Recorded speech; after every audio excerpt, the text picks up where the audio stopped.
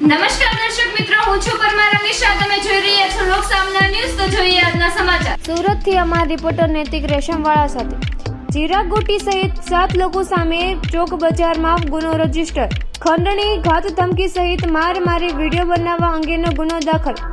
Surat DCP Rajdeepsinh નકુમની પત્રકાર પરિષદ. DCP Rajdeepsinh નકુમનું નિવેદન. જિગ્નેશ વ્યાસની ફરિયાદના આધારે ગુનો નોંધવામાં આવ્યો.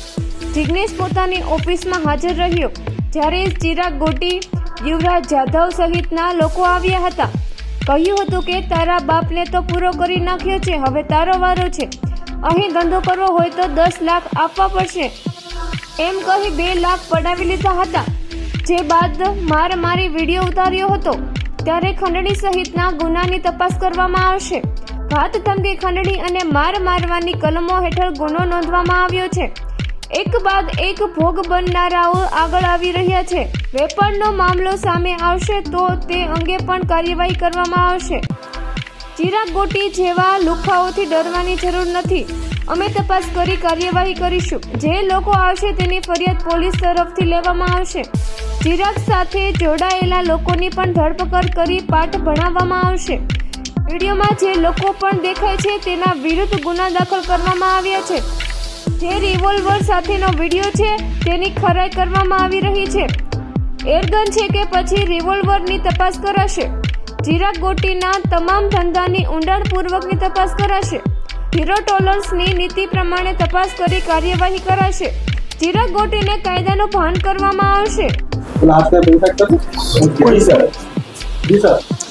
જે એનડીપીએસના ગુનામાં ચિરાગ ગોટી જે રીતે કોર્ટમાં સરેન્ડર થયો હતો અને ત્યારબાદ સિલસિલાબંધ જે વિડીયોઝ એના સોશિયલ મીડિયામાં કે જે બીજા લોકોને ખરાબ રીતે મારતા હોય, ધમકી આપતો હોય, એવા વાયરલ થયેલા. અને ત્યારબાદ એક જે ફરિયાદી છે જિગ્નેશ મગનભાઈ વ્યાસ, કે જેઓને પણ એની બાજુમાં સોફા પર બેસાડી 2 લાફા મારતો હોય એવો વિડીયો જે વાયરલ થયેલો, તો એ ફરિયાદી અમારી સમક્ષ આવતા એ ફરિયાદીની જે ફરિયાદ જે છે ગઈકાલે દાખલ કરવામાં આવેલી. જે ફરિયાદની કન્ટેન્ટ એ મુજબ છે કે તારીખ 15/10/2021ના રોજ જ્યારે એની જિગ્નેશ પોતાની જે ઓફિસ છે ત્યાં હાજર હતો ત્યારે ત્યાં નીચેના ભાગમાં જે ચિરાગ ગોટી છે તથા રવિ ભાલ અને યુવરાજ જાધવ આ લોકો આવેલા અને એને કીધું કે ભાઈ તારા બાપના તો અમે પૂરો કરી નાખ્યો છે, હવે તારો વારો છે, તારે દર મહિને અમને 2 લાખ રૂપિયા ખંડણીના હપ્તાના આપવા પડશે એમ કરીને એને ધમકી કરીને એની પાસે જે પડેલા 10 લાખ રૂપિયા છે તે લઈ ગયેલા.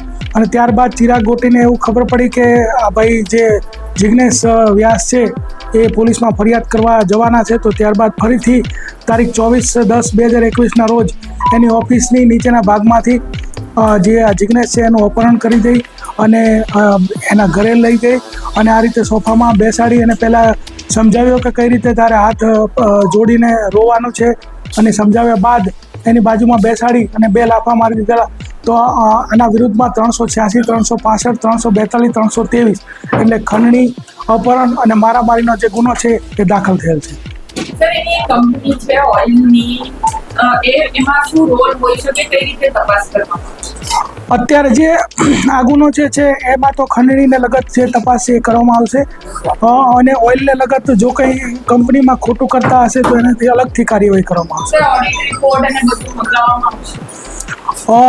એ આખો અલગ વિષય છે એટલે એમાં અલગથી કાર્યવાહી કરવામાં આવશે. અત્યારે જે આપણે આ પહેલી ફરિયાદ જે દાખલ કરી છે એ ધમકીની, ખંડણીની અને અપહરણ છે, તો એની તપાસ એ રીતે કરવામાં આવશે. ને ચિરાગ ગોટીના ફરિયાદીઓ સતત અમારી સામે આવી રહ્યા છે અને સતત આવતા એમની જે સત્ય છે, તથ્ય છે એ જાણી અને જે વિડીયોઝ વાયરલ થયા છે એનો અભ્યાસ કરી અને એના વિરુદ્ધમાં સિલસિલાબંધ ગુનાઓ જે છે દાખલ થવાના છે.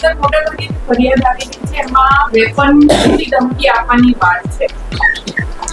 જે કોઈ અત્યારે આ જે ફરિયાદ જે છે ખંડણીની ફરિયાદ છે અને આમાં વેપનનો કોઈ મુદ્દો નથી, પરંતુ જો કોઈ વેપનની પણ વાત હોય તો વેપન પણ રિકવર કરવામાં આવશે અને બીજું જે કંઈ પણ આપણા સમક્ષ આવશે એના ઉપર કાર્યવાહી કરવામાં આવશે. ફરી મળીશું એક